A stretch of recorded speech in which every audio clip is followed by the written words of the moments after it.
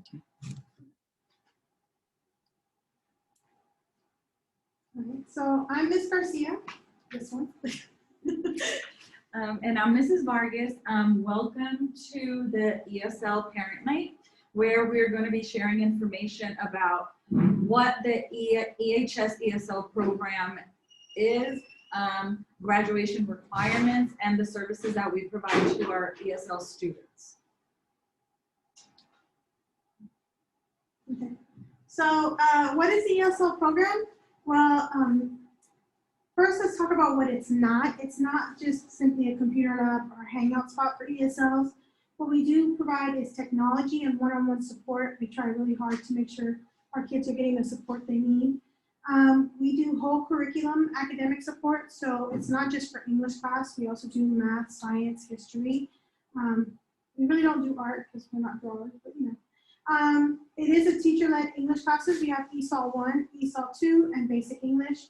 We advocate for over 160 plus active ESLs. Actually, I think right now it's at like 203. Yes. And then we have over 100 something monitor students that have exited the ESL program, but we keep a close eye on them to make sure that they're not struggling and making sure that they don't have to come back into the class. And then we do in-person and virtual tutoring. We don't do as much virtual tutoring this year, but it is still an option. Okay, so this is Mrs. Vargas with myself, and Ms. Garcia. We're both the ESL teachers here at Ellison High School. Yes, and we actually have 2 assistants or aides, Ms. Bowden and Ms. Horner, that also assist us in the lab when we're not there. So we have a physical and a virtual lab. This year, we do have the virtual lab option, but we do more physical since all the kids are here on campus. And we provide in-person and virtual tutoring as well, as we had said before. More so in-person than virtual, but it is an option that we have available if students decide to go this route or if it's a better option for them. Students, how the lab works. Here at Ellison, we have an ESL lab, and this is what it looks like on Schoology. All the students are in this Schoology group because we post important information. Our tutoring times are available there and other valuable resources to help them out as well. How the ESL lab works. In high school, it's a bit different than how it is in middle school. So in high school, students request to come to the lab. So we advise our students that after direct instruction from their teachers, may it be in math, history, science, English class, math, I think I said that. After the direct teaching, they can ask to come down to us and we'll offer that one-on-one support to help them out in whatever it is they are struggling with or they need that extra help on. We do not pull students from classes. Like I'm not sure how it's done in middle school. I think that's how it works. But no, here the students request to come to us when they're struggling or they need that help. The ESL ESOL classes that are provided are only for English 1 and 2. And we also provide basic English for students who are new to the United States and who need that extra support in English skills in order to become successful in all subjects. Yes, basically that's it. Yeah, and the only time that we ever do truly pull a student is if we have testing. So we have initial testing if they're brand new, and then TELPAS. We do have to pull them, but that's about the only time we will ever actually pull them. Again, it's always them coming to us. So also what makes high school really different is testing. So we do know that in middle school there are promotion committees. So if they don't pass their STAR test or their classes, a lot of times there'll be a committee and they'll say, we think the student will do well going on to the next grade. That's not how high school works, especially with our testing. And it's really important to understand the STAR testing process. So students are required to take and pass all high school STAR EOCs. So that's an annual state test. Right now, we're in the middle of doing the retakes for those that have failed. But they normally happen in the spring. 9th grade takes English 1, Algebra 1, and Biology. 10th grade takes English 2, and 11th grade takes US History. Now, sometimes these can be a little different because what happens is whenever you're in that course is the year you'll take it. So sometimes students will take US History a little bit earlier. They'll take it the year that they're in that class. So if the student does not pass the test, they are required to take it in summer school, and then there's retakes in fall. And so they can actually take the test multiple times, but they do have to pass all of them to be able to graduate. It is not something that's up for consideration. There's no committee that will ever meet to kind of pass them on. So it's really important that they get the instruction, they're in the class, so that they can be ready for these tests at the end of the year. Okay, some of the services, kind of like Ms. Vargas was talking about, that we provide is we have a physical lab that's housed in room 151. They need to always sign in when they go in there. But they have one-on-one assistance, we have laptops, we have supplies, and we have tutoring.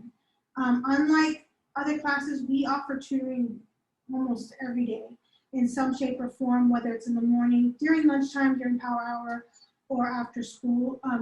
Ms. Vargas and I are normally here to help out the students. We also have the ESL Schoology lab, which is also one-on-one assistance. Again, the updates and reminders.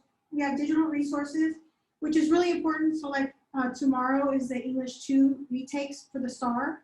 So we've advised some of our ESL students to go into the Schoology lab and review the resources that we have in there. We have videos, we have step-by-step PowerPoints that will help them pass. And then again, they can request tutoring from us. So even if they're not here, sometimes they're sick or whatever, they can reach out to us and we can schedule a time to tutor with them. Our tutoring, again, is in person and virtually. Upon request, we have the STAR resources in there. I really recommend if your student is struggling with the STAR or has failed it in the past, especially the English ones, to go into the ESL lab and review those resources. Almost every student that has reviewed those or gone through the remediation through us has passed when they take it the next time. So they're really good resources that are in there. We do advocate for our students, and then we also have parent resources in there as well. And so there's also a YouTube page that we provide the links to these videos that will help out the students as well.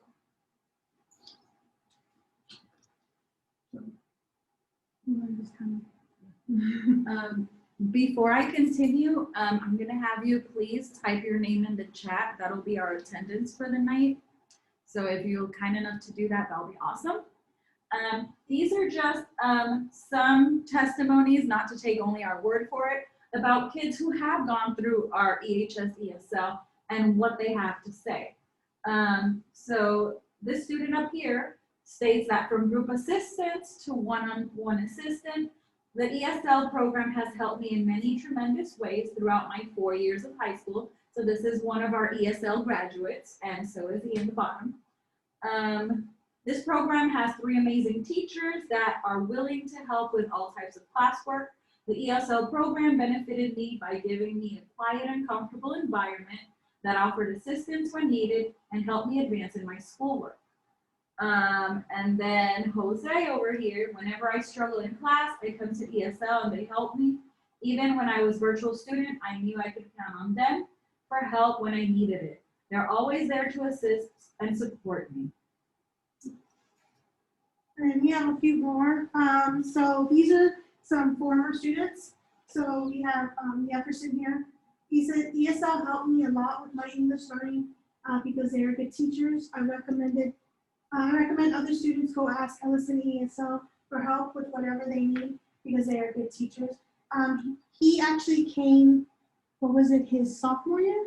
Mm-hmm. So he actually was here at Ellison for about 3 years, and when he graduated, and he came to us a lot. We have Leica. She says, ESL supported me when I struggled with my classes. They provided the tools I needed to be successful and always had words of encouragement when I doubted myself. And then we have Brian. He said, moving from Mexico to Texas was an adjustment for me. I struggled with assignments and language. When I enrolled at EHS, my grades were suffering, and after a few talks with Ms. Garcia, Ms. Vargas, and Ms. Smith, my grades went up. I wanted to give up many times, but they wouldn't let me. And so he was the first in his family to graduate from high school, so he's really grateful. And then the last one we have, it's a little bit longer. I won't read it to you, but we are going to post it. This is from John Jasper Allday. So he actually came his freshman year and did not know the language at all. By the time he graduated, he was pretty much at the top of his class. He was in honors courses. He ran the school newspaper and wrote articles in perfect English. And he lives in New York right now and actually just got a job offer in San Francisco. So he has done very, very well, and he spent much time with us. And so he has a lot to say about it, so we really appreciate it. We're super proud of all of the kiddos that graduate through us. We pride ourselves on a strong connection with our kids, knowing who they are, so that we can support them in the best way possible. So we provide the academic, but also that social support that they need sometimes. So, yeah. So are there any questions? If you have any questions, you can just type them in the chat or unmute yourself. What is the scoring system for the STAR testing? Okay, so the scoring system, so it actually works a couple of different ways. So the English 1 and 2 STAR has different parts to it. It has reading. It has reading, writing, so they have to write an essay. They have to do, There's a STAR one? No, that I can't see the. Oh, you can't see it? Yeah, just my picture there. Okay, hold on one second. Just 1 second, ma'am. I'm sorry. No worries. Oh, that's why. Yeah. I accidentally clicked that. And what's happening? There we go. There we go. Okay, so let me kind of break it down. So English 1 and 2, you have to make a 37.75. That's broken up into reading, writing, and then it's, what is it, editing and revision? Yes. Editing and revision. However, the writing component, if they do not do well on the writing component, it's very, very hard for them to pass the test. So we do stress writing a lot. And we've actually come up with a formula for it. So that's why we tell our ESL kids to really review the documents that we have in there. We have a surefire way for them to pass that. So they need to make a 37.75. Algebra 1, biology, and US history, they need to make a 35.50. I have to admit that the easiest one is probably the US history. We have very few students ever fail that one, even our ESLs that just get here. Normally if they take the class, they pass it. So the hardest one though, the most failed test is the English 1 and 2. So that's what we try to get as much remediation in there as possible. Not just for ESLs, but like students in general have a struggle with that. But the algebra, it's not even that long. It's like about 50 questions, if I remember. And it's just a mixture of like graphing and things like that. Biology, there is a lot of reading of biology, so kids do tire out with that one. And then US history. Does that help you? I'm sorry. Yes, ma'am. And he needs to pass this in order to go on to the next grade, and then he has to continue to take it all the way to test out for senior year. Okay, so yes and no. Not to actually move up to the next grade. So we actually have seniors that still are taking this test. They just need to make sure that they pass all of them by the time they graduate. Now, there is a rule that right now, we're not sure how long it's gonna last, but there's these things called IGCs, which are graduation projects, that as long as they pass 3 of them, they can do projects for 2 of them to graduate. But that's approved on a year-to-year basis. So we try to tell our kids not to rely on that, to try to pass all 5 if they can. But they can actually fail the English 1 test and still move on to English 2. It just means the next year, they'll have to take English 1 and 2 tests, not the class. Does that make sense? Okay. Yes, ma'am. And I'm sorry, I'm loads of questions. It's changed. I guess my next question would be, once they pass a test, of course, I'm assuming they no longer have to go back and take it. It's like you pass it, you're done, you're good to go, and now you can focus on the next test. Theoretically, if they pass all of them this year, then they're good to go. Focus on your grades for graduation. It depends on their grade level. So remember that, okay, so their freshman year, their 9th grade year, they take English 1, they take algebra and Biology. bio. 10th grade, they take English 2, and then 11th grade, they take US history. So what grade is your student in right now? He's a freshman right now. Okay, so this year, he's gonna take these 3 tests. English 1, which is normally in April, Yes. and then algebra and bio, they'll take it in May. If they pass all of them, then next year they just have to worry about English 2. But let's say for some reason they passed English 1 and algebra, but not biology, they could take biology in the summer if they wanted to, or they could take it in the fall. They'll be required to take it in the fall the next year. And then if they don't pass it again, then they'll have to take English 2 and bio until they pass that test. So we do have some that have struggled and failed multiple, and so they may be juniors that are taking US history, English 2, algebra, biology. So, but as long as you pass all of them by the time you're ready to graduate, you are okay.